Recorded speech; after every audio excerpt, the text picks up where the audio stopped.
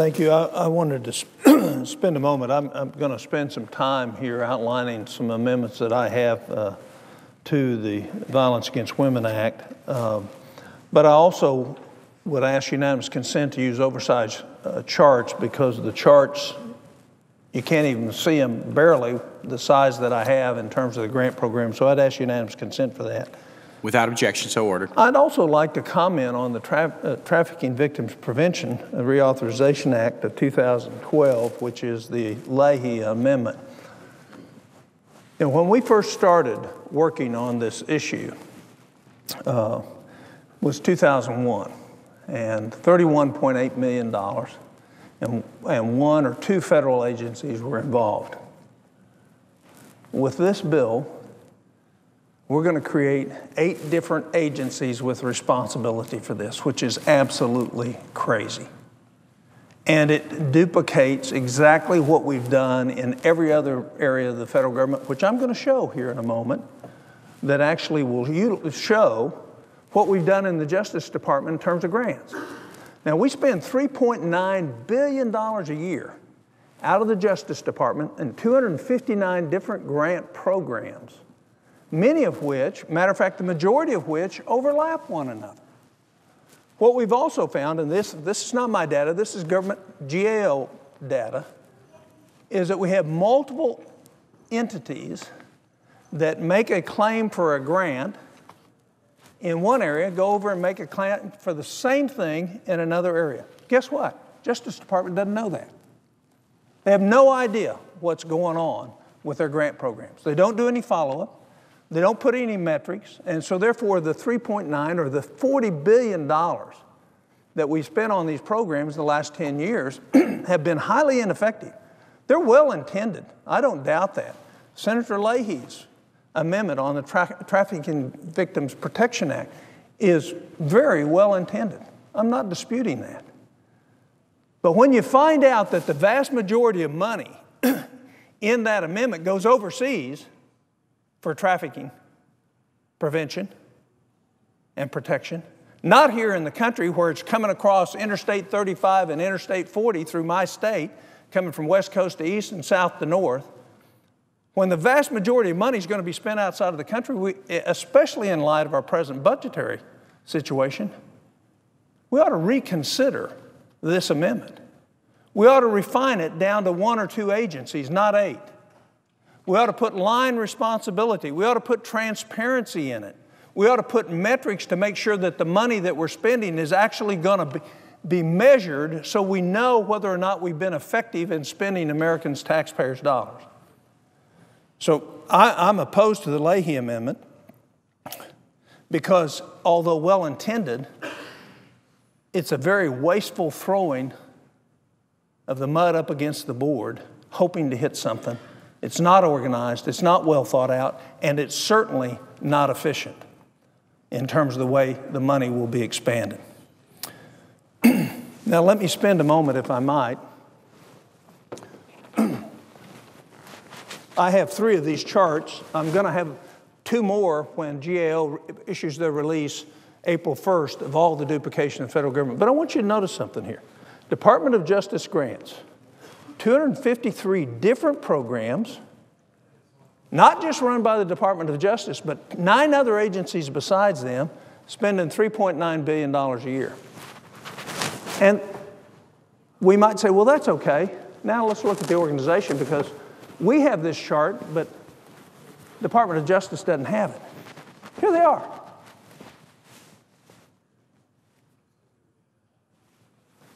Layer over layer over layer of administrative costs, all these programs very well intended, all of them highly inefficient. Now, what are we doing with this bill? We're going to add more to it.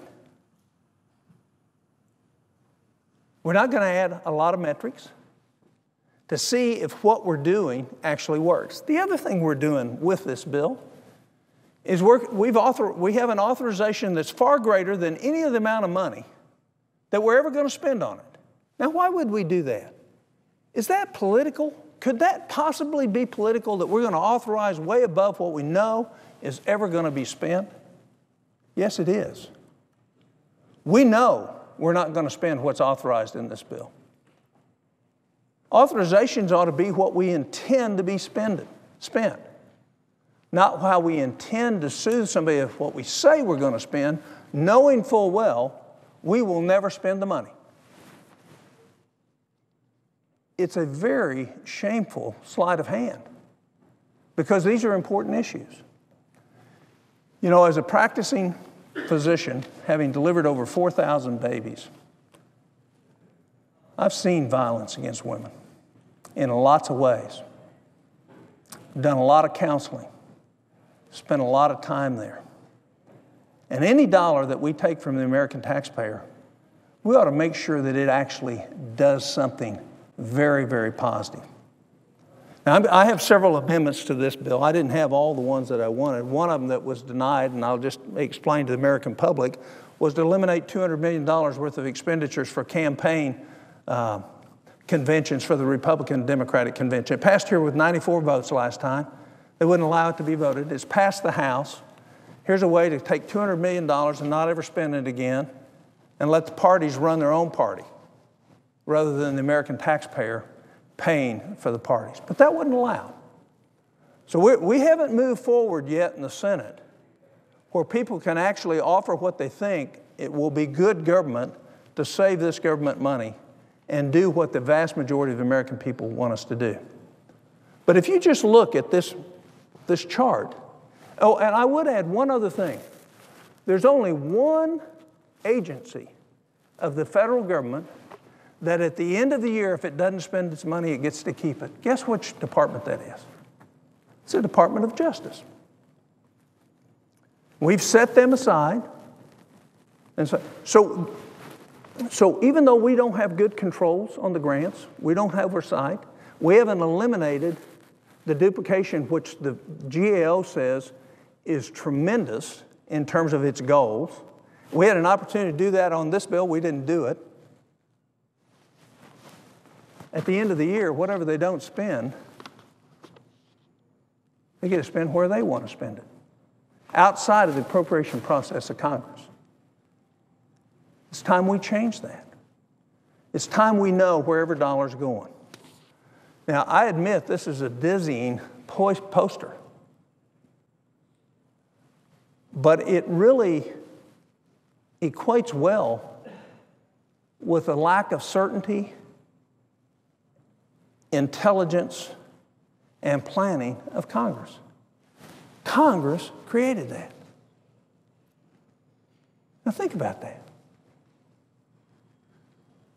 250 plus different grant programs, most of them overlapping, doing the same thing, with multiple grantees hitting multiple grants. And since we don't oversight them, and the agency doesn't oversight them, and they don't know whether the money's been spent on what it was supposed to be spent for or not, we have no idea if we're accomplishing something good other than appropriating money to go to grants that goes to the cities. The other problem that I have with this bill is that there's a federalism concern here. One of the reasons we've been running trillion-dollar deficits, one of the reasons that we're close to $17 trillion in debt, one of the reasons that we have $86 trillion in unfunded liability, and if you did generally accepted accounting principles and measured our debt like every other country, we'd be at about 120% of our GDP, and we'd be well in excess of $100 trillion in unfunded liabilities. One of the reasons is because we step all over the enumerated powers of the Constitution. Now, if you were to take this act and you would look at it, 98% of it is for state violations of laws. Nobody will dispute that. Where in the Constitution does it give us the right to go down to the state level and direct and mandate how states are going to respond to their own tort and civil laws by whether it's the President pro tem's Commonwealth of Virginia, or the state of Oklahoma? What gives us that right? I'm not opposing, I'm for fixing these problems. But there's a bigger problem about to swallow our country. And we continue to blindly follow our heart rather than putting a measure of common sense with our desire to do well. So I have a couple of amendments. I'd like to call up Amendment 15, if I may, ask that it be called up and read. Clerk will report the amendment. The Senator from Oklahoma, Mr. Coburn, proposes amendment numbered 15. I ask unanimous consent that it be considered as read. Without objection, so ordered. One of the things that VAWA legislation fails to do is to address the duplication and overlap within the very grant programs and non-grant programs of VAWA operated by the Department of Justice and the Department of Health and Human Services. Doesn't address those. At the beginning of every Congress, I send to each and every senator outlining the criteria that I will use. 7 others joined me last year in terms of determining legislation. Last Congress, we sent this out, and what I would tell you is that this legislation significantly violates one of the principles that we have to do if we're to get out of the hole, and that's to eliminate duplication and consolidate what's in front of us. And so this legislation does do some small consolidation. I will readily and freely admit it. It hadn't come close to eliminating all the duplication. There are several VAWA grant programs that are so broad that they duplicate one another, providing multiple opportunities, as I spoke before, to double dip into federal loan programs. They also duplicate significant programs at Health and Human Services. So you can get a grant at Health and Human Services, you can get a grant at the Justice Department. And so the whole proposal of this amendment is to force the Department of Justice to make recommendations on what is duplicated, what is effective, and capture those savings to more quickly address the deficits we have in terms of DNA collection and identification. And we got hundreds of thousands of pieces of evidence that could significantly change both the cost and the time period at which we address both violent crime and nonviolent crime. And we waste, according to GAO, billions of dollars over the last 10 years in these grant programs. So what this amendment says is we're going to put it to the Justice Department. They know where they are. Come forward, save this money, and let's direct this money to clean up the CODIS system, the DNA backlog, and bring it forward and infuse that money into both technology and catch-up so that we're timely. Why is this important? It's important for a lot of reasons. Sitting in those hundreds of thousands of cases is the very clue to solving hundreds of thousands of cases. And others that we don't even know may be connected. The second reason it's important is there are people sitting in prison today who are innocent. And that data collection and DNA input could clear them of a wrongful conviction. So what this is asking the Justice Department to do is identify every program they have. By the way, most people don't know, there's only one federal agency that actually knows every program they have.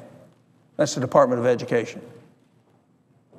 Go call anybody at the Justice Department. Nobody over there can tell you. We know because we've studied it. But they don't know. They can't even publish all their programs. They don't put it out.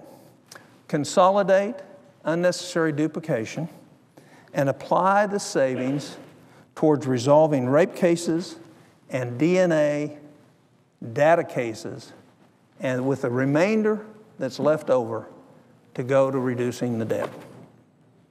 Simple. Nobody in America except the federal government would run programs like this. Nobody would blindly create more programs rather than make the ones you got work now. Except that's what we're doing. So this is a simple, straightforward amendment. I don't expect it to pass. We've only had one amendment pass in the Senate in the last 2 years trying to eliminate duplication. And therein lies the problem. We're afraid to do what's best because we'd rather protect a constituency of one of these small grant programs rather than fix them all and still solve the general intent of why we put the money out there in the first place. We're conflicted. And so when GAO at the end of March this year finishes the review of the federal government, which we had to mandate by an amendment that I put into law, we're going to see in excess of $200 billion a year in duplicative costs that shouldn't be there. Now, I want you to think for a minute. If you look at every one of these grant programs, everyone has an administrator, everyone has a staff, everyone has grant approval people. Some of them have grant investigators, most don't. Some have fund managers, most don't.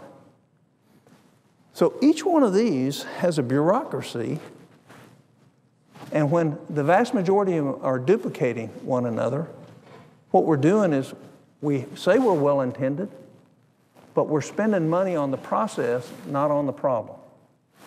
And the intent of this amendment is to strike that balance between truly getting to the solution to a problem and at the same time solving another problem, which is the CODIS and the rate backlog. In the bill, and I'm thankful that the Cornyn Amendment is there, the grant system previous to the Cornyn Amendment said the vast majority of the money have to be spent on why you can't get the DNA data up rather than working on the backlog. And what this will do is force us to get caught up. This creates $600 million of savings over a period of time that will then be applied to solving this problem once and for all. But there's great savings to come from that, because what it means is we're not going to be double paying for things that we intended to solve.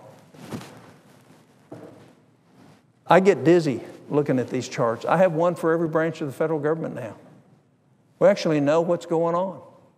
Actually, we know what's not going on, because we know what Congress intended, and we also know what isn't happening with the dollars that are coming from that.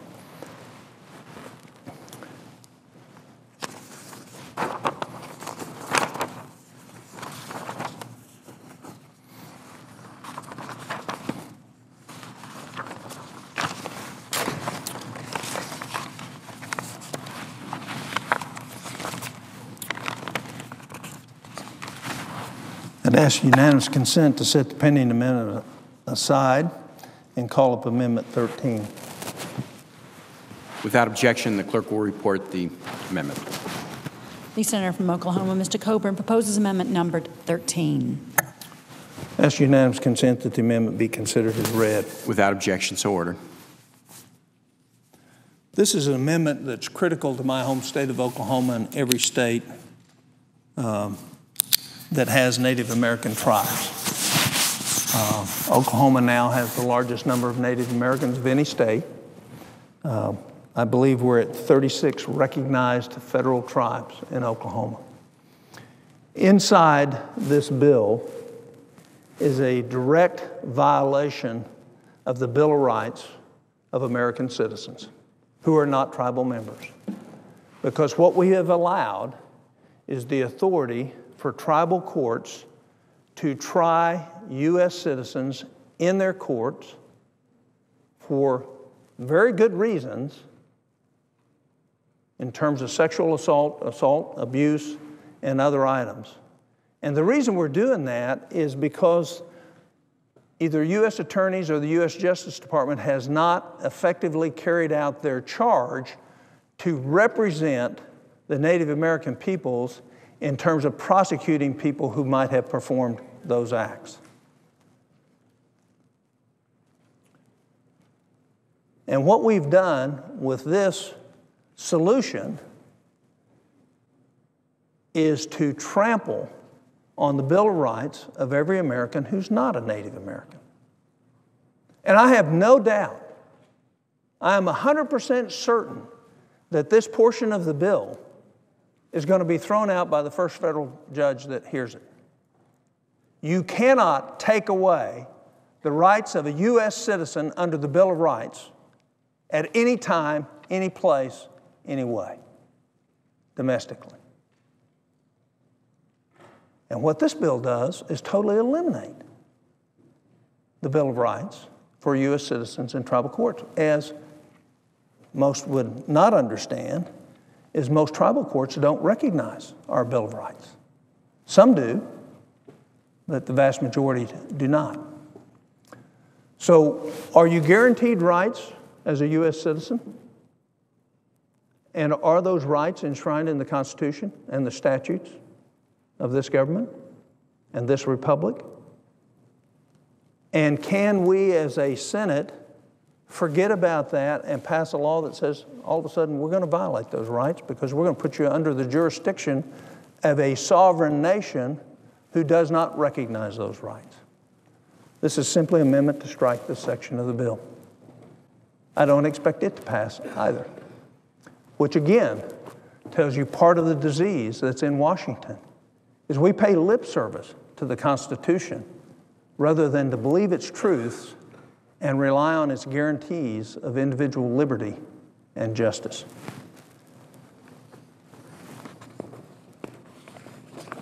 I'd ask that the pending amendment be set aside, and I believe that clerk, it's Amendment 16. Without objection, the clerk will report the amendment. The senator from Oklahoma, Mr. Coburn, proposes amendment numbered 16. It's unanimous consent that it be considered as read. Without objection. This amendment is a perfecting amendment from the last Violence Against Women Act, which I co-authored with Senator Biden, then Senator Biden, and Senator Specter. When a woman is raped, right now in our country, she gets raped 2, 3, 4 times through our justice system. And let me explain that to you.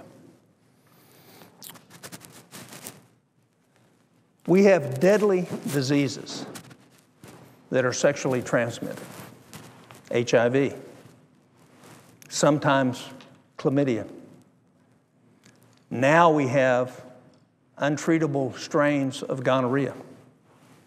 So a woman is raped, and under most states, she doesn't have any right, once an indictment has been placed against a defendant, to have them tested. By not having them tested, what we do is we make the woman go through testing again and again and again, especially in light of HIV. So they're the ones that have to be tested because they can't know that the accused perpetrator of their rape isn't carrying HIV, isn't carrying gonorrhea, isn't carrying syphilis, isn't carrying chlamydia, because they can't be tested. So what we do is we put them through that trauma once a month for months, because the perpetrator, or at least the accused perpetrator, has the right not to be tested in this country. And we put a provision in the last bill that said you will lose 5% of your grant money if you do not institute these changes at a state level, so that the woman who has been raped has at least an equal footing to know whether or not her health, other than her psychological, emotional, and physical health that occurred during the act, is going to continue to be deteriorated. Well, guess what? The vast majority of the states said, well, we'll just do what we want and not take the 5%. We won't take that additional 5%. And all this amendment does is this amendment puts some real teeth in it. If you're going to say that somebody that's been indicted for rape has more of a right to not be tested than the woman who was raped, and she has to continually be tested to know whether or not she might have an outcome that's adverse for her long-term health, then what this amendment says is going to be 20%. I don't expect this amendment to pass either. Because if we're really against violence against women, what we'll do is start putting some of the consequences of that on the men that actually cause the violence. And being tested for HIV, gonorrhea, chlamydia, and syphilis is not a hard test. It's what a prudent man would do. Some people say, well, don't worry about it, just treat them. They obviously are not aware of the side effects of all these medicines that we would use to blast treatment for all these diseases. Not knowing, and then sometimes covering up. What most people don't realize is 2 or 3 of these diseases actually will affect the long-term fertility of the woman. But we've decided, that at least the states have, that are taking this grant money, that the rights of the indicted perpetrator are greater than the victim who's been raped. Shouldn't be. I've cared for those women. I've walked with them emotionally for years afterwards, wondering if the HIV infection was going to show up. Never knowing for sure. Now, here's the other thing that happens. We get all these plea deals of rapists. And here's the plea that they cop. If you give me X lower sentence, I will submit to testing. So all of a sudden, the person who perpetrated this ghastly, cowardly crime negotiates a much lighter sentence so that the woman can have some peace of mind and not have a question mark for the next 4 or 5 years. We need to fix this. 5% obviously didn't do it. 20% will.